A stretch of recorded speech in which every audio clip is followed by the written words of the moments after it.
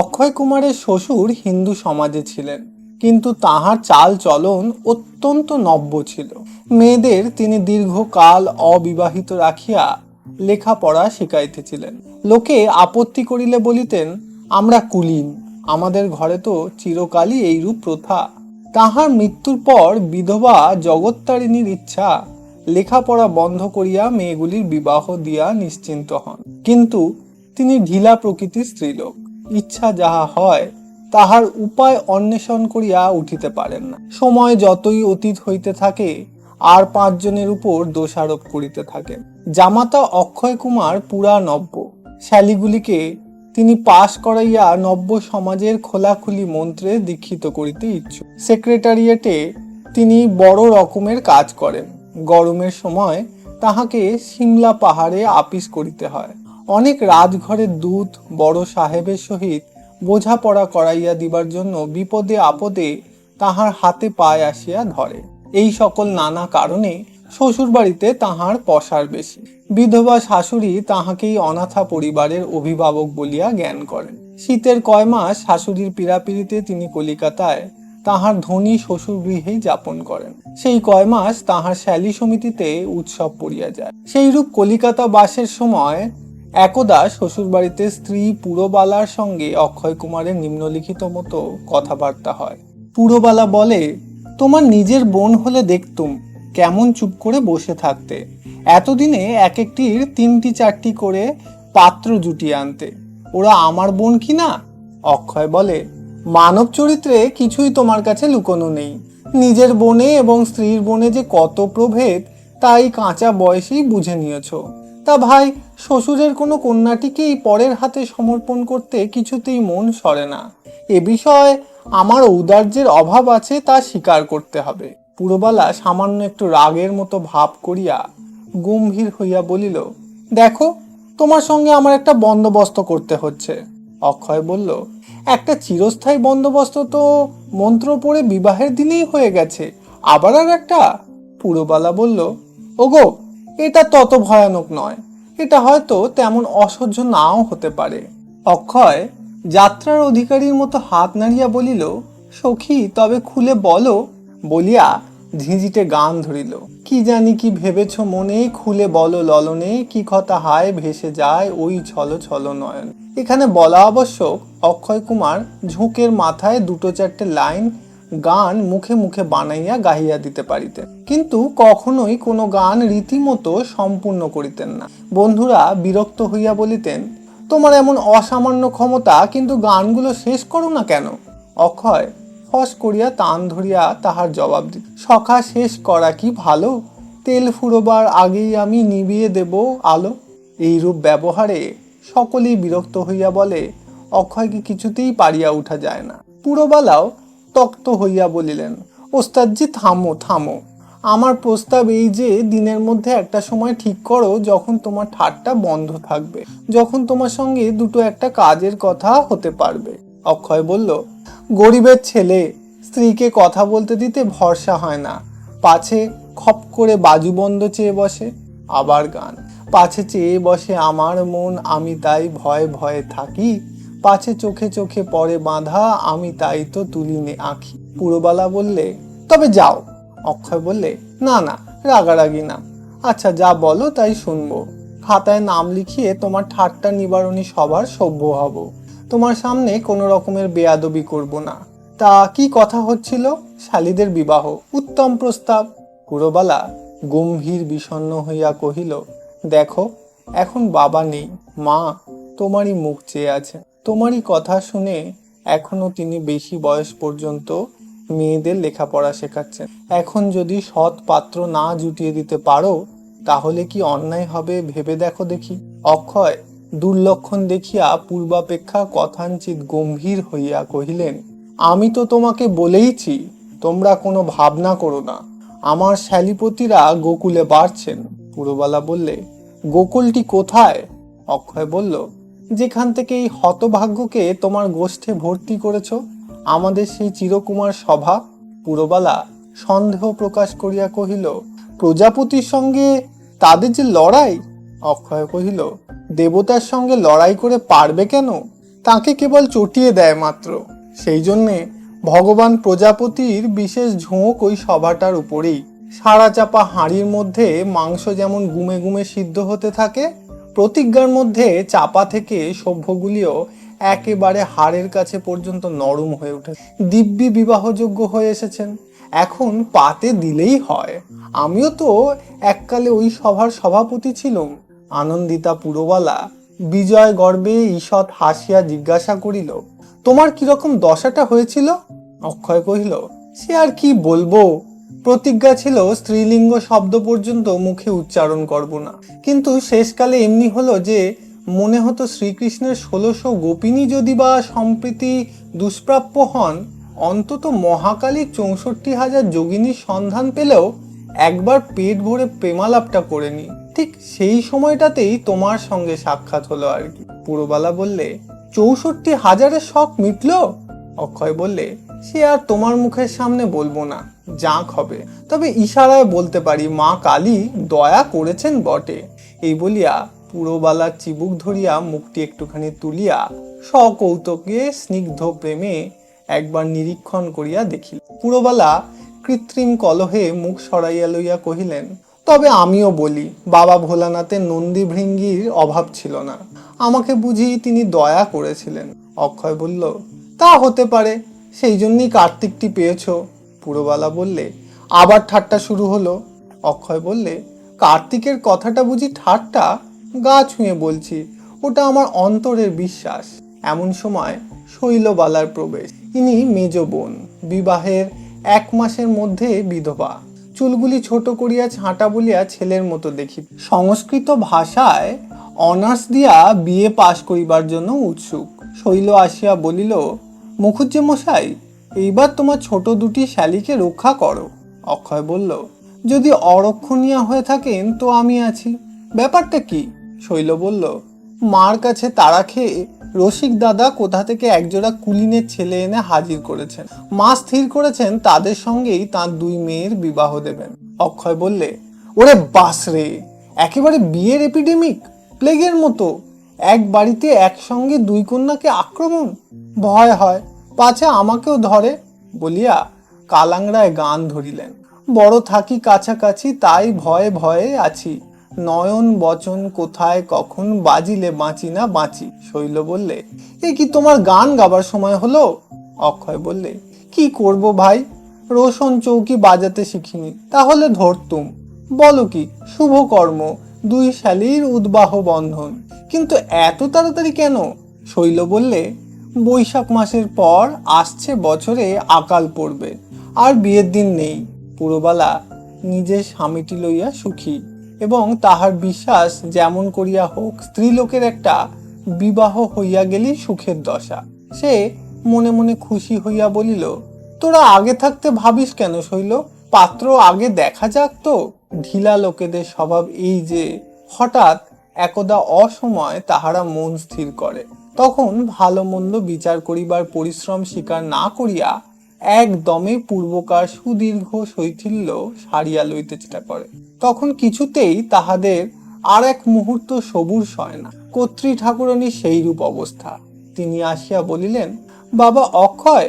অক্ষয় বলিল, কি মা?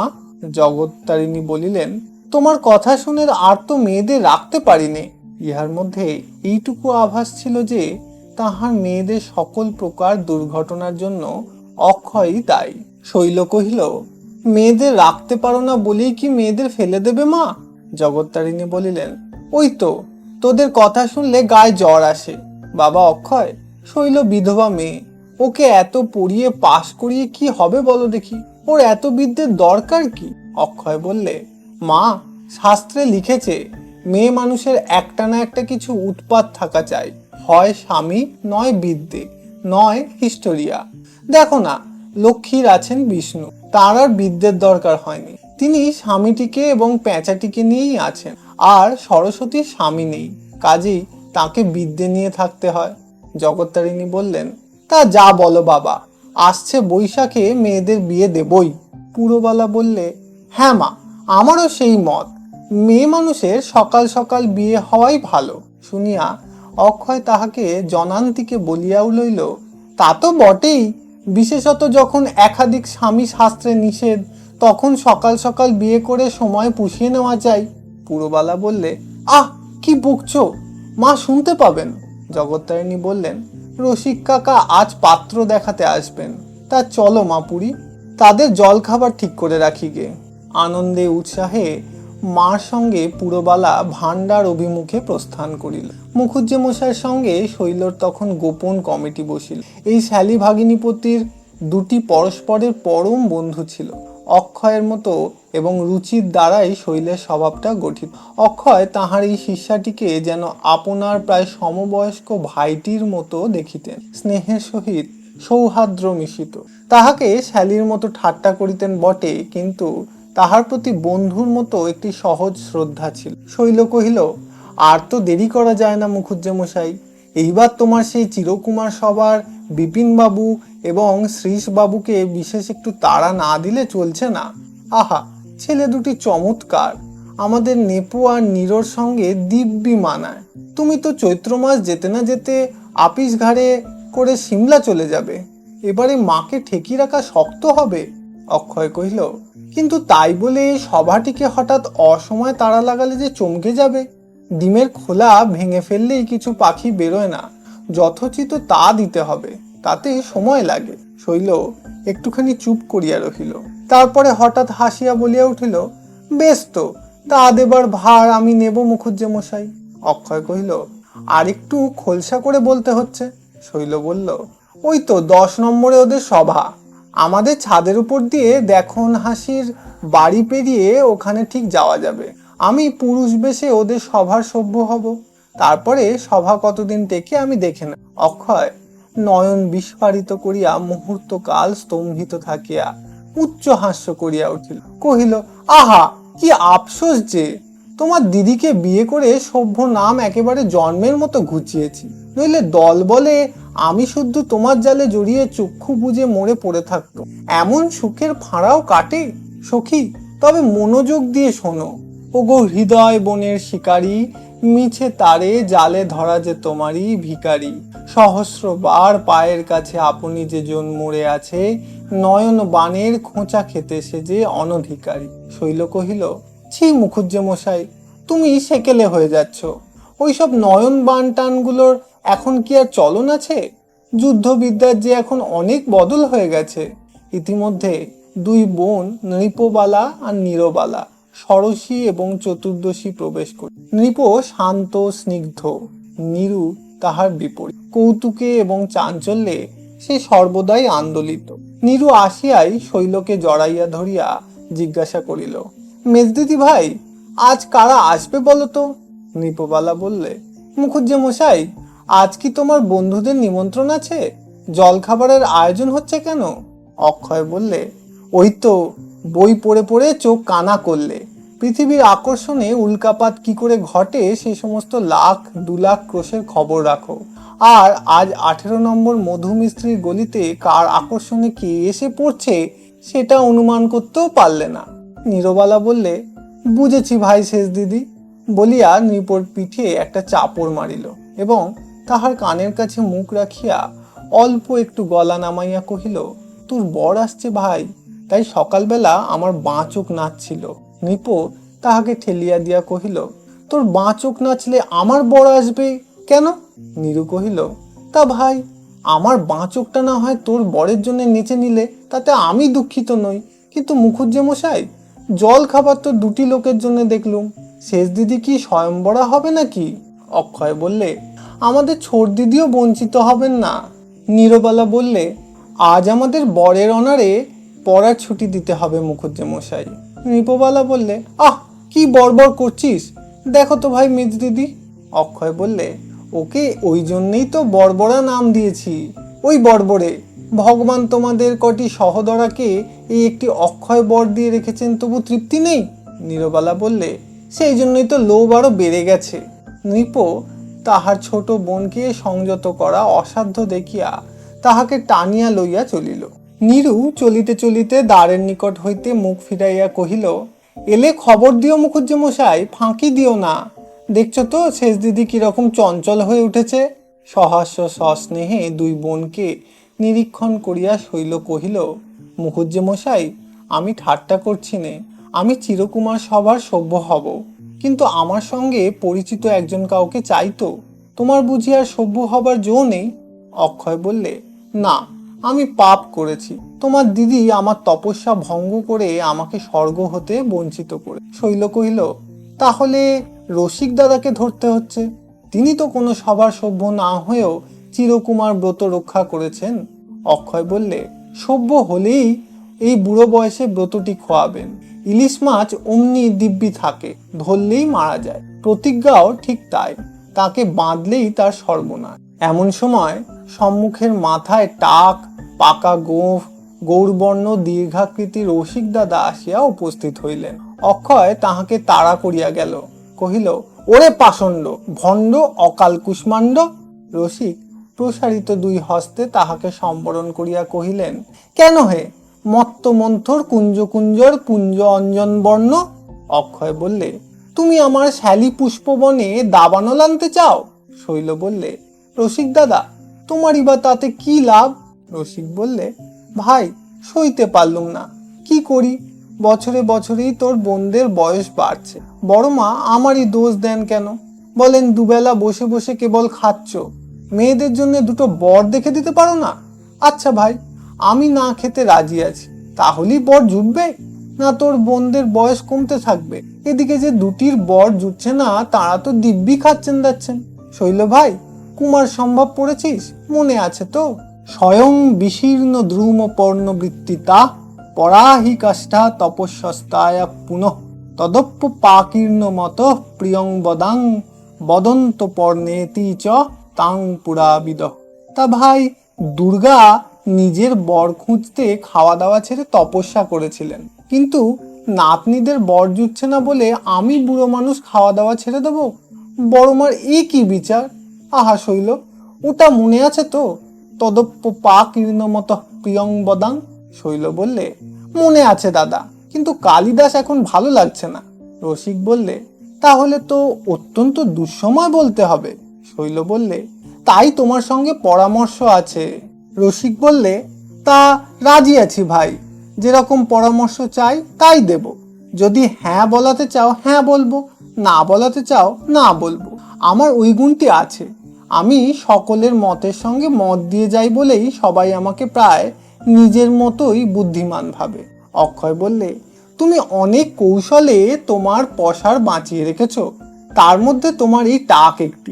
রসিক বললে, আরেকটি হচ্ছে যাবৎ কিঞ্চিন্ন ভাষতে, তা আমি বাইরের লোকের কাছে বেশি কথা কই নে। শৈল বললে, সেইটে বুঝি আমাদের কাছে পুষিয়ে নাও। রসিক বললে, তোদের কাছে যে ধরা পড়েছি। শৈল বললে, ধরা যদি পড়ে থাকো তো চলো, যা বলি তাই করতে হবে। বলিয়া পরামর্শের জন্য শৈল তাহাকে অন্য ঘরে টানিয়া লইয়া চলিল। অক্ষয় বলিতে লাগিল, শৈল, এই বুঝি আজ রসিকদা হলেন রাজমন্ত্রী, আমাকে ফাঁকি? শৈল যাইতে যাইতে পশ্চাৎ ফিরিয়া হাসিয়া কহিল, তোমার সঙ্গে আমার কি পরামর্শের সম্পর্ক মুখুজ্জে মশাই? পরামর্শ যে বুড়ো না হলে হয় না। অক্ষয় বলিল, তবে রাজমন্ত্রী পদের জন্য আমার দরবার উঠিয়ে নিলুম। বলিয়া শূন্য ঘরের মধ্যে দাঁড়াইয়া হঠাৎ উচ্চেশ্বরে খাম্বাজে গান ধরিলেন। আমি কেবল ফুল যোগাবো তোমার দুটি রাঙা হাতে, বুদ্ধি আমার খেলে নাকো পাহারা বা মন্ত্রণাতে। বাড়ির কর্তা যখন বাঁচিয়া ছিলেন, তিনি রসিককে খুড়া বলিতেন। রসিক দীর্ঘকাল হইতে তাহার আশ্রয় থাকিয়া বাড়ির সুখ দুঃখে সম্পূর্ণ জড়িত হইয়াছিল। গিন্নি অগোছালো থাকাতে কর্তার অবর্তমানে তাহার কিছু অযত্ন অসুবিধা হইতেছিল এবং জগত্তারিণীর অসঙ্গত ফরমাস খাটিয়া তাহার অবকাশের অভাব ঘটিয়াছে। কিন্তু তাহার ওই সমস্ত অভাব অসুবিধা পূরণ করিবার লোক ছিল শৈল। শৈল থাকাতেই মাঝে মাঝে ব্যামোর সময় তাহার পথ্য এবং সেবা ত্রুটি হইতে পারে না, এবং তাহারই সহকারিতায় তাহার সংস্কৃত সাহিত্যের চর্চা পুরা দমেই চলিয়াছিল। রসিকদা শৈলবালার অদ্ভুত প্রস্তাব শুনিয়া প্রথমটা হাঁ করিয়া রহিলেন, তাহার পর হাসিতে লাগিলেন, তাহার পর রাজি হইয়া গেলেন। কহিলেন, ভগবান হরি নারী ছদ্মবেশে পুরুষকে ভুলিয়েছিলেন, তুই শৈল যদি পুরুষ ছদ্মবেশে পুরুষকে ভোলাতে পারিস, তাহলে হরিভক্তি উড়িয়ে দিয়ে তোর পুজোতেই শেষ বয়সটা কাটাবো। কিন্তু মা যদি টের পান? শৈল বললে, 3 কন্যাকে কেবলমাত্র স্মরণ করেই মা মনে মনে এত অস্থির হয়ে ওঠেন যে তিনি আমাদের আর খবর রাখতে পারেন না। তার জন্য ভেবো না। রসিক বললে, কিন্তু সভায় কিরকম করে সভ্যতা করতে হয় সে আমি কিছুই জানি না। শৈল বললে, আচ্ছা, সে আমি চালিয়ে নেব।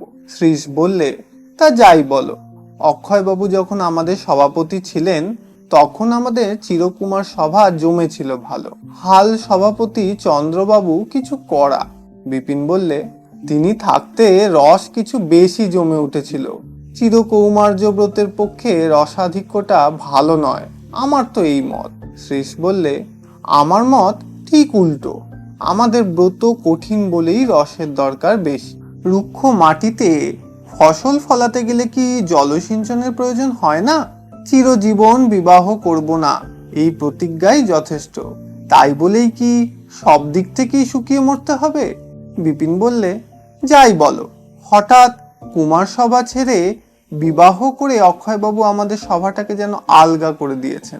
ভিতরে ভিতরে আমাদের সকলেরই প্রতিজ্ঞার জোর কমে গেছে। শ্রীশ বললে, কিছু মাত্র না, আমার নিজের কথা বলতে পারি, আমার প্রতিজ্ঞার বল আরো বেড়েছে। যে ব্রত সকলে অনায়াসে রক্ষা করতে পারে তার উপরে শ্রদ্ধা থাকে না। বিপিন বললে, একটা সুখবর দিই শোনো। শ্রীশ বললে, তোমার বিবাহের সম্বন্ধ হয়েছে নাকি? বিপিন বললে, হয়েছে বই কি, তোমার দৌহিত্রীর সঙ্গে। ঠাট্টা রাখো, পূর্ণ কাল কুমার সভার সভ্য হয়েছে। শ্রীশ বললে, পূর্ণ? বলো কি, তাহলে তো শিলা জলে ভাসলো। বিপিন বললে, শিলা আপনি ভাসে না হে, তাকে আর কিছুতে অকুলে ভাসিয়েছে। আমার যথাবুদ্ধি তার ইতিহাসটুকু সংকলন করেছি। শ্রীশ বললে, তোমার বুদ্ধির দৌড়টা কিরকম শুনি? বিপিন বললে, জানোই তো, পূর্ণ সন্ধ্যাবেলায় চন্দ্রবাবুর কাছে পড়ার নোট নিতে যায়। সেদিন আমি আর পূর্ণ একসঙ্গেই একটু সকাল সকাল চন্দ্রবাবুর বাসায় গিয়েছিলাম। তিনি একটা মিটিং থেকে সবে এসেছেন। বেহারা কেরোসিন জেলে দিয়ে গেছে। পূর্ণ বইয়ের পাতা উল্টাচ্ছে। এমন সময় কি আর বলবো ভাই, সে বঙ্কিমবাবুর নোভেল বিশেষ। একটি কন্যা পিঠে বেনি দুলিয়ে। শ্রীশ বললে, বলো কি হে বিপিন? বিপিন বললে, শোনোই না। এক হাতে থালায় করে চন্দ্রবাবুর জন্য জল খাবার, আর এক হাতে জলের গ্লাস নিয়ে হঠাৎ ঘরের মধ্যে এসে উপস্থিত। আমাদের দেখেই তো কুণ্ঠিত, সচকিত, লজ্জায় মুখ রক্তিম বর্ণ, হাত জোড়া, মাথায় কাপড় দেবার জো নেই। তাড়াতাড়ি টেবিলের উপর খাবার রেখেই ছুট। ব্রাহ্ম বটে, কিন্তু 33 কোটির সঙ্গে লজ্জাকে বিসর্জন দেয়নি, এবং সত্য বলছি, শ্রীকেও রক্ষা করেছে। শ্রীশ বললে, বলো কি বিপিন, দেখতে ভালো বুঝি? বিপিন বললে, দিব্যি দেখতে। হঠাৎ যেন বিদ্যুতের মতো এসে পড়ে পড়াশোনায় বজ্রাঘাত করে গেল। শ্রীশ বললে, আহা, কই, আমি তো একদিনও দেখিনি। মেয়েটি কে হে? বিপিন বললে, আমাদের সভাপতির ভাগ্নি, নাম নির্মলা। শ্রীশ বললে, কুমারী? বিপিন বললে, কুমারী বই কি, তার ঠিক পরেই পূর্ণ হঠাৎ আমাদের কুমার সভায় নাম লিখিয়েছে। শ্রীশ বললে, পূজারী সেজে ঠাকুর চুরি করবার মতলব একটি প্রৌঢ় ব্যক্তি প্রবেশ ঘটল। বিপিন বললে, কি মশাই, আপনি কে? উক্ত ব্যক্তি বললে, আগে আমার নাম শ্রী বনমালী ভট্টাচার্য, ঠাকুরের নাম রামকমল ন্যায়চঞ্চু, নিবাস। শ্রীশ বললে, আর অধিক আমাদের ঔৎসুক্য নেই, এখন কি কাজে এসেছেন সেইটা বলুন। বনমালী বাবু বললেন, কাজ কিছুই নয়, আপনারা ভদ্রলোক, আপনাদের সঙ্গে আলাপ পরিচয়। শ্রীশ বললে, কাজ আপনার না থাকে আমাদের আছে। এখন অন্য কোনো ভদ্রলোকের সঙ্গে যদি আলাপ পরিচয় করতে যান তাহলে আমাদের একটু। বনমালী বললে, তবে কাজের কথাটা সেরে নি। শ্রীশ বললে, সেই ভালো। বনমালী বললে, কুমারটুলির নীলমাধব চৌধুরী মশাইয়ের 2টি পরমা সুন্দরী কন্যা আছে, তাদের বিবাহযোগ্য বয়স হয়েছে। শ্রীশ বললে, হয়েছে তো হয়েছে, আমাদের সঙ্গে তার সম্বন্ধটা কি? বনমালী বললে, সম্বন্ধ তো আপনারা একটু মনোযোগ করলেই হতে পারে, সে আর শক্ত কি। আমি সমস্তই ঠিক করে দেব। বিপিন বললে, আপনার এত দয়া অপাত্রে অপব্যয় করছেন? বনমালী বললে, অপাত্র? বিলক্ষণ, আপনাদের মতো সৎপাত্র পাবো কোথায়? আপনাদের বিনয় গুণে আরো মুগ্ধ হলেন। শ্রীশ বললে, এই মুগ্ধ ভাব যদি রাখতে চান তাহলে এই বেলা সরে পড়ুন, বিনয় গুণে অধিক টান সয় না। বনমালী বললে, কন্যার বাপ যথেষ্ট টাকা দিতে রাজি আছেন। শ্রীশ বললে, শহরে ভিক্ষুকের তো অভাব নেই। ও হে বিপিন, একটু পা চালিয়ে এগো, কাহাতক রাস্তায় দাঁড়িয়ে বকাবকি করি। তোমার আমোদ বোধ হচ্ছে, কিন্তু এরকম সদালাপ আমার ভালো লাগে না। বিপিন বললে, পা চালিয়ে পালাই কোথায়? ভগবান একেও যে লম্বা একজোড়া পা দিয়েছেন। শ্রীশ বললে, যদি পিছু ধরেন তাহলে ভগবানের সেই দান মানুষের হাতে পড়ে খোয়াতে হবে।